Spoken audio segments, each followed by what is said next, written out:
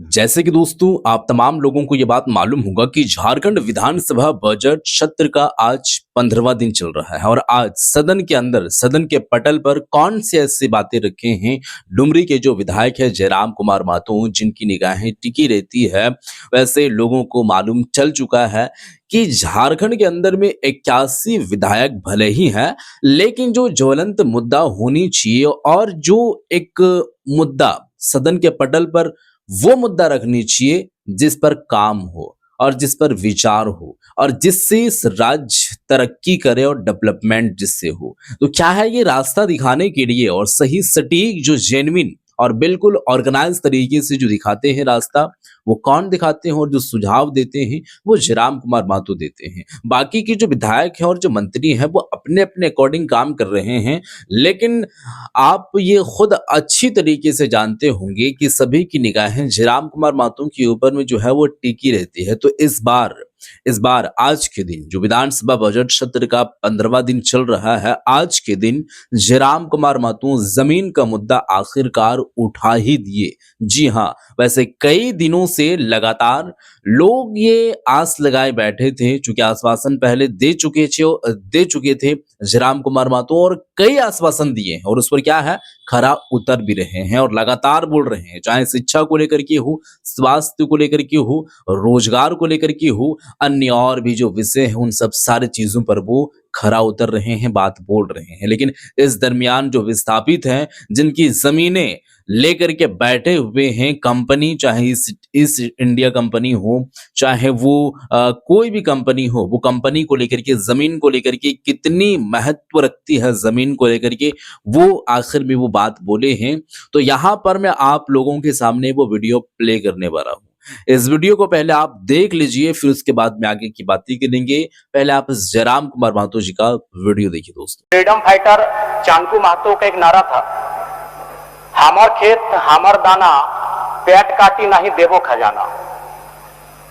1757 में battle of Plassey, 1764 में battle of Buxar विजय के बाद जब अंग्रेज झारखंड की भूमि में प्रवेश कर रहे थे, तब 1769 में रघुनाथ महतो के नेतृत्व में चुहाड़ आंदोलन हुआ और अंग्रेजों के दांत खट्टे किए। उसके बाद निरंतर बाबा तिलका मांझी, तेलंगा खड़िया, सिद्धू कानू, नीलांबर पीतांबर और भगवान बिरसा मुंडा के नेतृत्व में लगभग सैकड़ों लड़ाई इस भूभाग में लड़ी गई अंग्रेजों के खिलाफ और उस लड़ाई का मूल कारण था इस राज्य की जमीनों को बचाने का। अंग्रेजों ने जब इन लड़ाइयों से अंग्रेजों ने एक टीम बैठाकर जांच करने का प्रयास किया कि इसका मूल कारण क्या है, तो एक्सपर्ट की टीम ने उन्हें बताया कि झारखंड के लोग जान से ज्यादा जमीन को मानते हैं और मां से ज्यादा माटी को मानते हैं। ये किसी भी हाल में अपनी जमीन को लेने नहीं देंगे।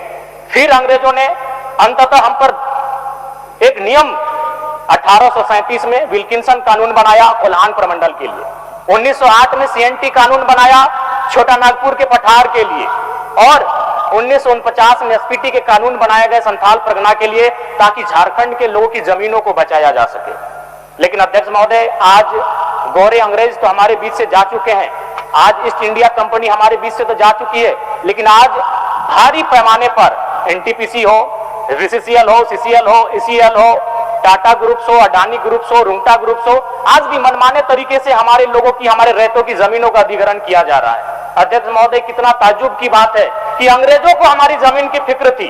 अंग्रेज चाहते थे कि हम हमारे राज्य के भोले भाले आदिवासियों की जमीनों को कोई अधिग्रहण ना करें, लेकिन बड़ा दुर्भाग्य की बात है कि अबुआ सरकार, जो जल जमीन जंगल की सरकार होने का दावा करती है, उसे हमारी जमीन की तनिक भी परवाह नहीं है। महोदय, मैं आपको कुछ आंकड़े बताना चाहूंगा।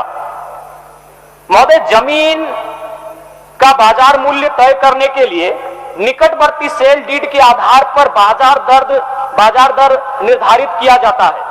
जैसा कि नए भूमि अधिग्रहण कानून 2013 के सेक्शन 26 में स्पष्ट रूप से प्रावधान किया गया है, लेकिन वास्तविकता यह है कि कई जगहों पर अभी भी जमीन का मूल्य उपज कृषि उत्पादन के आधार पर तय किया जा रहा है, जो पूरी तरह अन्यायपूर्ण है और किसानों के अधिकारों का हनन है। महोदय, इसका सबसे बड़ा उदाहरण देवघर एयरपोर्ट की भूमि अधिग्रहण प्रक्रिया में देखने को मिला। वहां रेतों की जमीन का मुआवजा पुराने सिस्टम के तहत उपज आधारित फॉर्मूले से तय किया गया, जबकि कानून स्पष्ट रूप से बाजार दर के आधार पर मुआवजा तय करने की बात करता है। महोदय, इस अन्याय के खिलाफ एक रैयत अजय झा ने हाईकोर्ट का दरवाजा खटखटाया और लगभग 7 वर्षों तक न्याय के लिए लड़ाई लड़ी।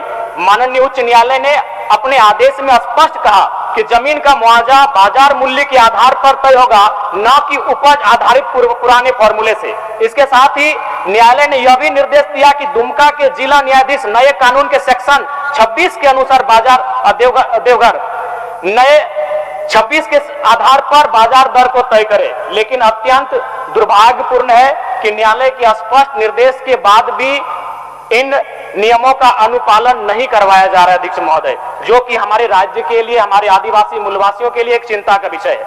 महोदय, अब मैं बात करता हूं, आप भी परिचित होंगे, आज इस राज्य में जमीन माफियाओं का एक संगठित नेटवर्क काम कर रहा है, जो फर्जी कागजात बनाता है, गलत रजिस्ट्रेशन और अधिकारियों की मिली भगत से गरीब किसानों और आदिवासियों की जमीन हड़पने का खेल चल रहा है। महोदय, आप पिछले अगर 1 साल में रांची के आसपास अगर हत्याओं की लिस्ट को उठाएंगे तो आपको पता चलेगा उसमें मैक्सिमम जो मर्डर किए गए हैं वो जमीन संबंधित थे।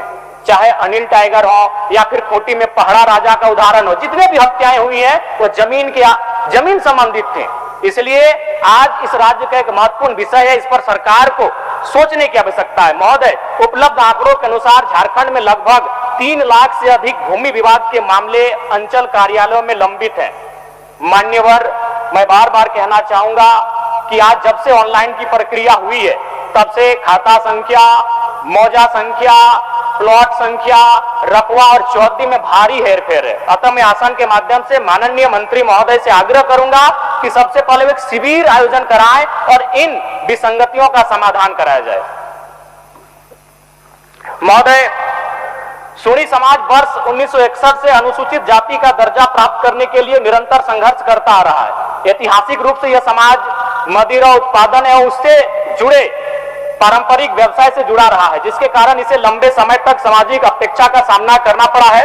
वर्तमान में पश्चिम बंगाल, असम, मिजोरम तथा त्रिपुरा में सोनी समाज को अनुसूचित जाति का दर्जा प्राप्त है। झारखंड में निवास करने वाले सोनी समाज सामाजिक, सांस्कृतिक, पारंपरिक रूप से जीवन शैली के आधार पर इन राज्यों में जो समाज है उनके जीवन शैली से मिलता जुलता है। अतः मांग की जाती है झारखंड में भी सोनी समाज को अनुसूचित जाति की सूची में शामिल करने हेतु प्रस्ताव केंद्र को भेजा जाए। साथ ही मान्यवर, झारखंड के केवट समुदाय जो मल्ला, निषाद, मांझी, बींद, धिवर, साहनी आदि उपनामों से जाने जाते हैं, यह समुदाय पारंपरिक रूप से नाव चलाने, मछली पकड़ने और खेती से जुड़ा हुआ है।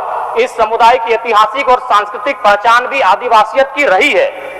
झारखंड सरकार ने मार्च 2021 में केवट, मल्ला और चाय जाति को अनुसूचित जनजाति की सूची में शामिल करने की अनुशंसा केंद्र सरकार को भेजी थी। इसलिए अनुरोध है कि केवट जाति तथा इसके समकक्ष उपनामों को अनुसूचित जनजाति की सूची में शामिल करने हेतु उचित कार्रवाई की जाए। मान्यवर, झारखंड अलग राज्य की लड़ाई में कुर्मी समुदाय का योगदान अविस्मरणीय है। शहीद निर्मल महतो के निर्णायक शहादत के साथ शक्ति, अजीत, धनंजय, कृष्णा, सुरेश, बिरजू, बीरबल, हरिपद, जयवीर, श्रीपति, मायाराम, साईनाथ, सोहर, मोहर, बोधराम के रूप में अनगिनत शहादतें दी गई है। अनगिनत शहादतें दी गई हैं। झारखंड राज्य निर्माण का सूत्रधार रहे। झारखंड मुक्ति मोर्चा का आधार विनोद बिहारी महतो के नेतृत्व में संचालित कुर्मी समाज और शिबू सोरेन के नेतृत्व में संचालित संथाल समाज का विलय ही था। अंग्रेजों के कालखंड में 1872 से 1931 तक की जनगणना में गुष्टीधारी कुर्मियों को Aborigines, Aboriginals, animist, primitive tribes के रूप में मान्यता प्राप्त थी, किंतु आजाद भारत में सन 1950 में बिना किसी अधिसूचना के कुर्मी समाज को शेड्यूल ट्राइब की सूची से बाहर रखा गया। महोदय, मेरा मानना है शेड्यूल ट्राइब की सूची से कुर्मी समुदाय को बाहर रखने का प्रमुख कारण था उनकी जमीनों का आसानी से अधिग्रहण करना। अंग्रेजों ने जाते जाते यह पता कर लिया था कि छोटा नागपुर के पठार में प्रचुर मात्रा में खनिज संपदा है और जिन जमीनों के नीचे प्रचुर खनिज संपदा है, उनमें अधिकांश बसबसाव कुर्मियों का है। बीसीसीएल, सीसीएल, ईसीएल के अधिकांश खनन कार्य कुर्मी समुदाय की जमीन पर है। टाटा कोयला खनन का कार्य 3 जगहों पर करती है, टाटा घाटो, टाटा जामाडोबा, टाटा सिजवा और भेलाटाड़। इनमें 90% जमीनें कुर्मी समुदाय की है।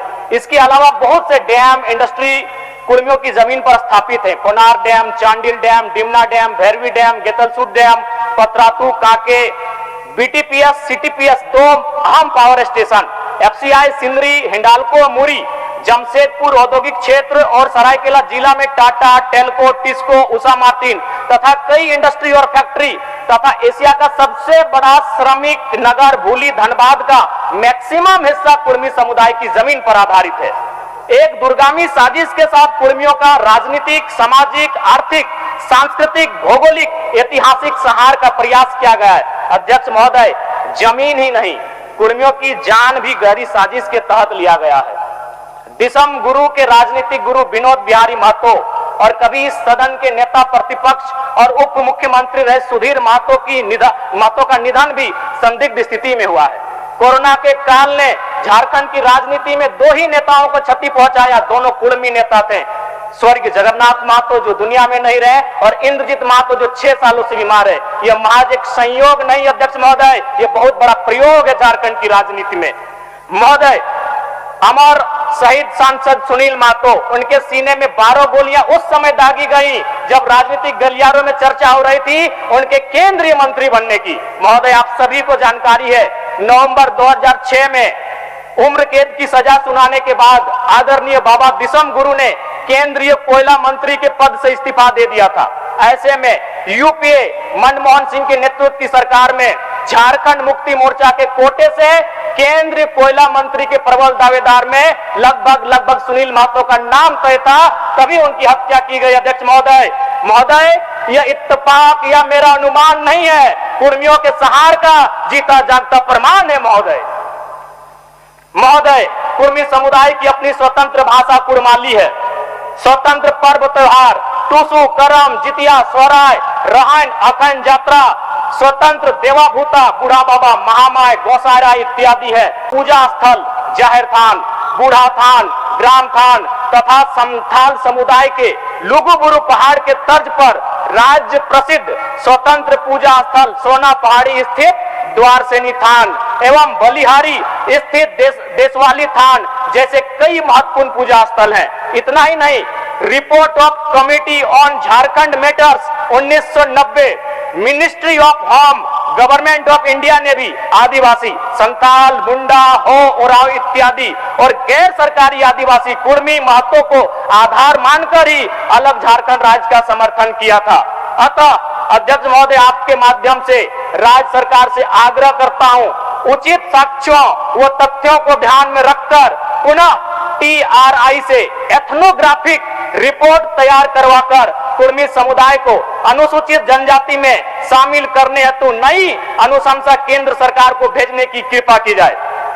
महोदय, सूचना एवं प्रौद्योगिकी विभाग, आज का समय इंफॉर्मेशन टेक्नोलॉजी का जमाना है। अध्यक्ष महोदय, मैं सबसे पहले आसन के माध्यम से माननीय मुख्यमंत्री को धन्यवाद दूंगा कि वो ट्विटर पर एक्टिव है, लेकिन मैं आपको यह भी सूचना देना चाहूंगा कि हमारे राज्य के मैक्सिमम सचिव हो, प्रधान सचिव हो, वो ट्विटर पर एक्टिव नहीं है। चूंकि ये आज का समय इंफॉर्मेशन एंड टेक्नोलॉजी का समय है, मैं आग्रह करूंगा सरकार हिदायत दे कि राज्य के सभी सेक्रेटरी ट्विटर पर एक्टिव रहें और जनता की जो समस्याएं ट्विटर के माध्यम से आती है उनका निराकरण किया जाए। अध्यक्ष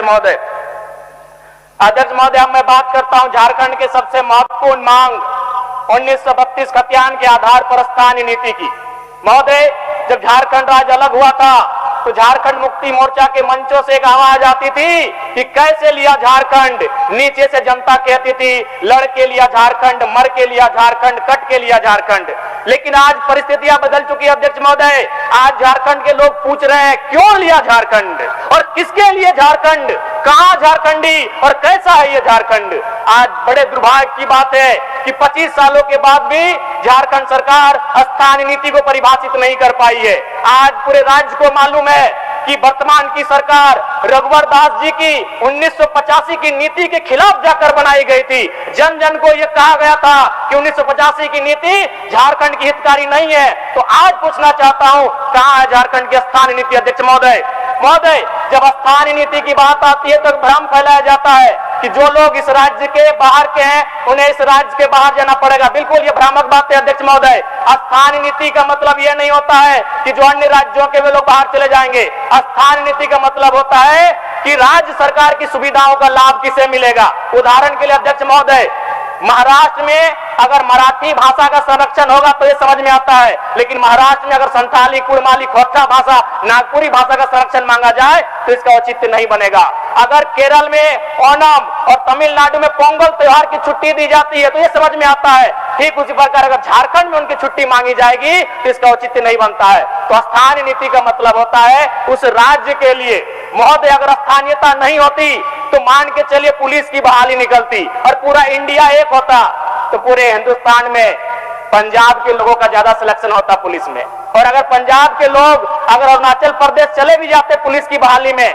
तो क्या विधि व्यवस्था का संचालन हो पाता?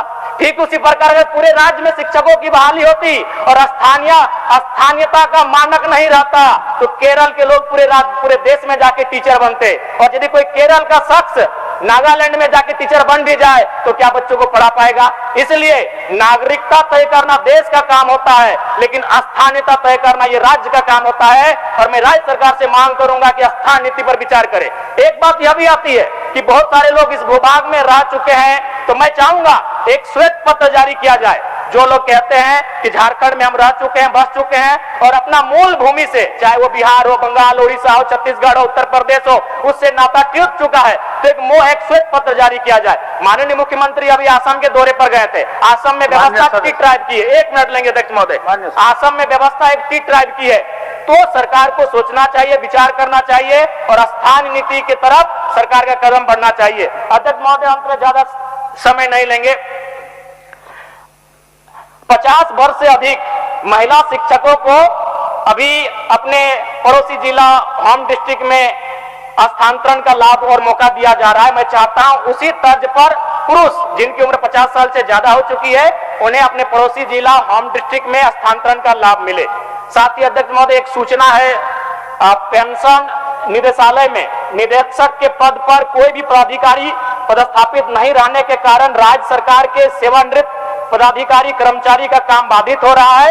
निदेशालय में शीघ्र निदेशक को पदस्थापित करने की सूचना देता हूं। माननीय सदस्य, धन्यवाद।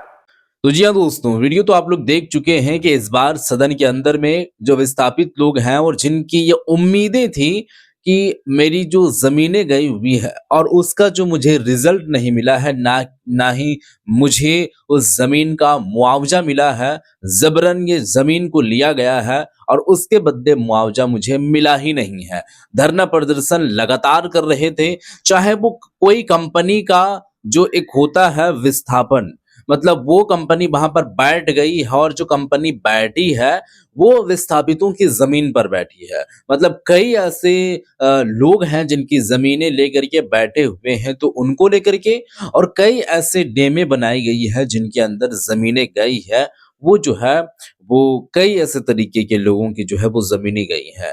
तो लोग आश्वासन लगाए थे, जगह जगह पर प्रोटेस्ट आंदोलन कर रहे थे।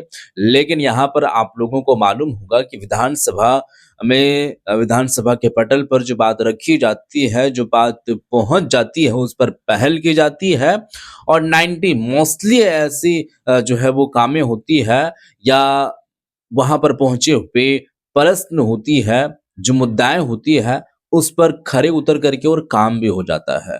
मतलब अगर वहां पर कोई बात बोल दे रहा है तो ज्यादा चांसेस ये है कि वो काम बन जाए।